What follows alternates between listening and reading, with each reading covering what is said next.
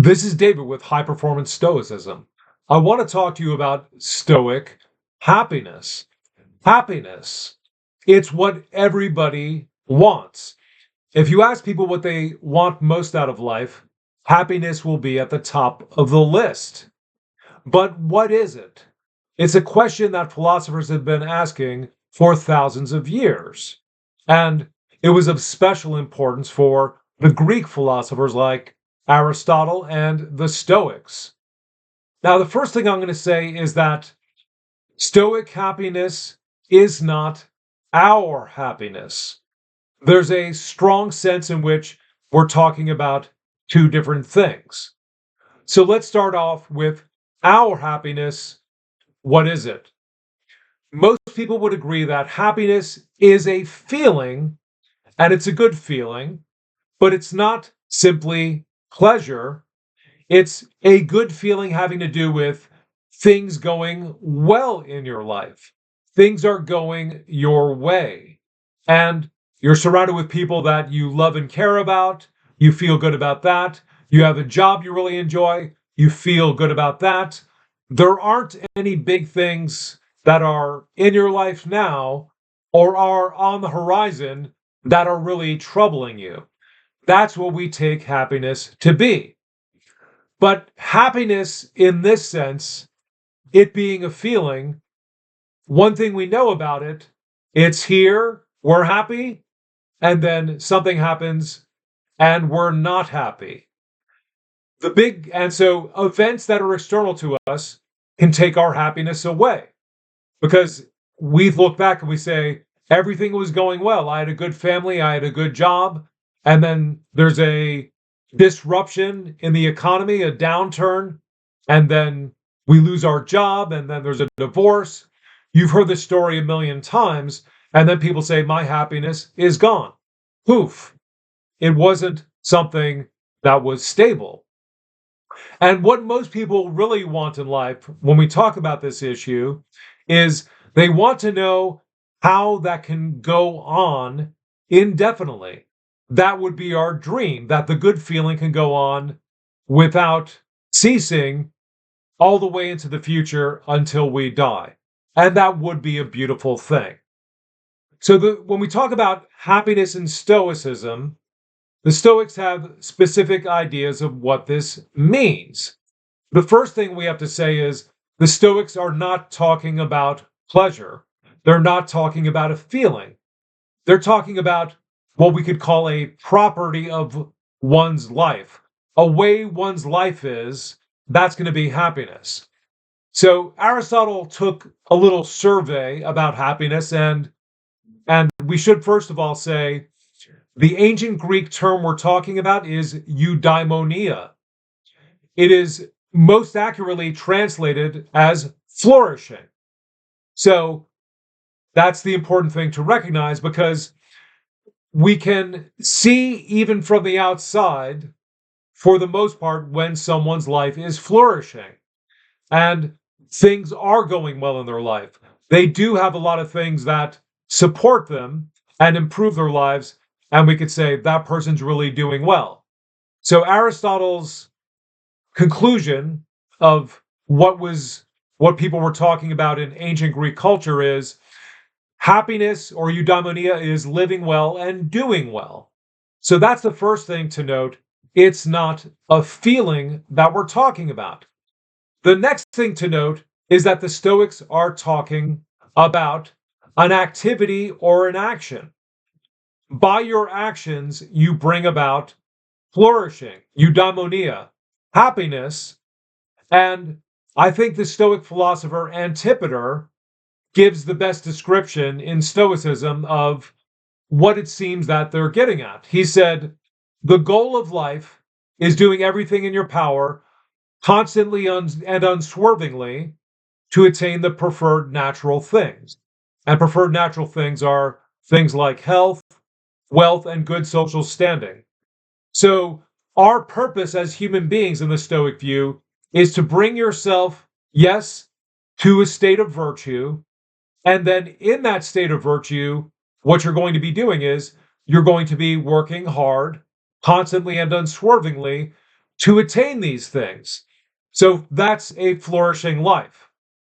Now, there's one big difference between the Stoic view and the view of Aristotle about the relation between virtue and happiness. For Aristotle, you need virtue, that's necessary, no happiness without it, no flourishing without it. But importantly, you also need external things. You do need a good family. You do need activity on a regular basis, your vocation, that is being a ruler, owning an estate, being wealthy, and actively being engaged in it. You're going to need those things too in order to be really flourishing. The Stoics disagree.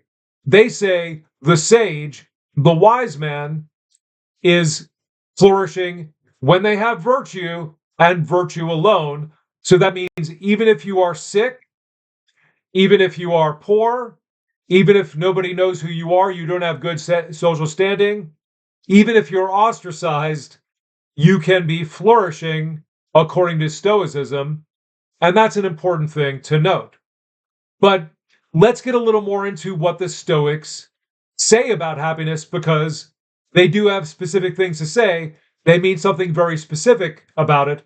And the Stoics believe happiness is a good flow of life. They also say it's a smooth flow of life.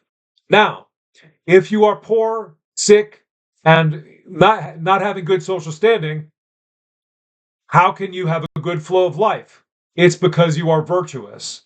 Virtue is so important that no matter what happens, you can have eudaimonia, you can have happiness, and that's important to note. So the way that virtue gives these things, the way that virtue allows you to have a good flow of life, is because you become an expert in handling situations. Any situation that comes along, you can handle it with ease, and in a sense, both externally and internally. You can face it squarely, but mentally, you're able to handle it in such a way that it's not going to bring you down. It's not going to make you depressed, no matter what it is. But let's dig a little more into Stoic virtue to see why you could be flourishing, why you could be happy just by being virtuous. Being virtuous means your soul is in total harmony. It's also in total harmony with the universe. What that means is you are never at odds with yourself. That's why most people are miserable. They are at odds with themselves. And if you're at odds with yourself, how could you be having a flourishing life? How could you feel good consistently? So that harmony is important.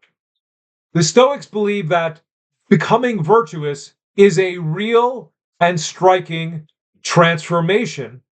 You're not just different in terms of what we think of wisdom. You have a really good outlook on life. No, you are a master at handling events.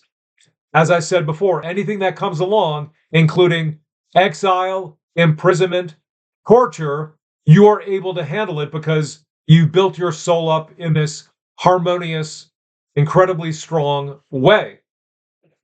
So, someone who is virtuous is going to see everything, in a sense, differently, including problems.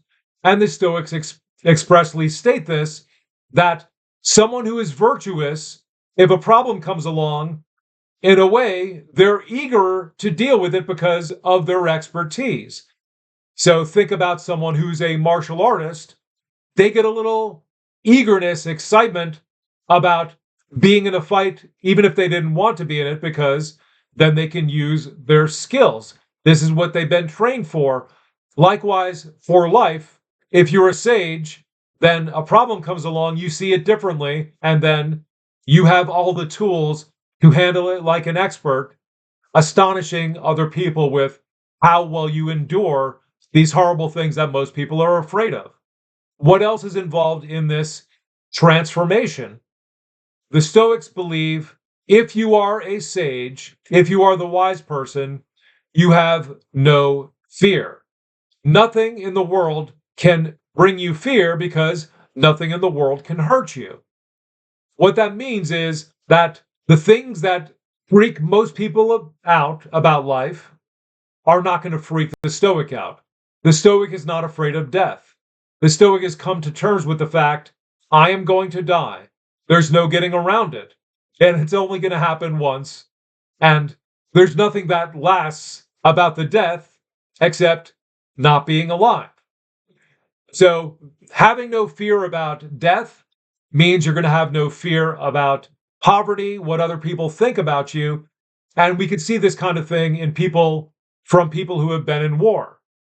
Once you've had people shooting at you, once you've been in the situation where you've seen people killed with IEDs, improvised explosive devices, and then you get yourself together, then when you come home, you can handle things in a much better way than most people. So it makes sense. So importantly, about the Stoic view of happiness, what else is involved in the transformation? The Stoics say that, and this is Seneca in particular, that the sage is buoyed up by unceasing joy. The joy that you have never ceases, no matter what is going on. Now, that sounds a lot like what we would want by happiness, a great feeling, but part of the transformation of the soul that comes about through virtue is that you are consistently and always joyful. Now, one thing to note in all of this is I did say the Stoic happiness is not our happiness, but think about it for yourself. If you really had a smooth flow of life, if you really were in harmony with yourself, if you were really experiencing no fear at anything, wouldn't you be experiencing a lot of what we call happiness in your life? Of course you would. So even though the Stoic happiness is not our happiness, we could see that by being in this state of virtue, by having the activity of expert action in response to everything that's going on, you would have a lot of good feelings, and the Stoics recognize this. So the Stoics aren't against feeling good, but it's important where that feeling comes from. It's important what you're doing that brings about that feeling. And they say joy would be the feeling you'd experience if you were virtuous. Now, there's one question I know you have about this whole picture, and it's very important. Is this fantasy or is it reality? Is this idea of being without fear and having unceasing joy, is that just something that these philosophers were dreaming up, and it's really a reflection of what they were wishing for, what they were fantasizing about, or is this really possible? The people that would be best able to answer this question would be people who have been practicing Stoicism and experiencing a better mental state over time. So first of all, they're going to be less anxious, they're going to be less angry, and so on. But there will be points in your life as a practicing Stoic where something happens that you used to freak out about, that used to bother you. Someone says something nasty, and then you experience it calmly and even with a little joy when you realize, hey, that didn't bother me. I think the best empirical case that this is definitely something that a human being could bring about is the fact that people who are practicing Stoicism regularly start having little glimpses of this, little hints of this in their life. Even when someone does something nasty about it, they're nasty in their life, they're in a good mood, and then you realize, why was that? So I think it's possible. I hope you're on board with that, but we're going to talk about it and see, can this be done? I'm going for it. I hope you go for it too. Like, subscribe, give me a comment, and we'll see you in the next video.